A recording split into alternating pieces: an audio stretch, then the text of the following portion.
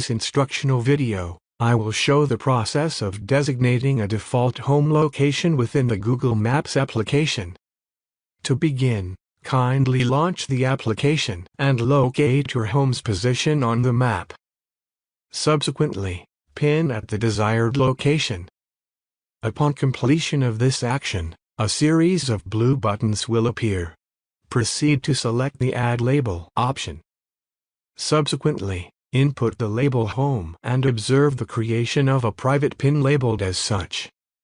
Now, whenever seeking directions, you may conveniently select your home as the starting point.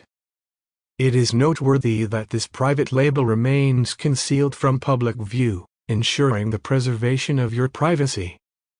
Additionally, you may access all your private labels by navigating to the top right corner of the screen, selecting your places, and then clicking on Labeled.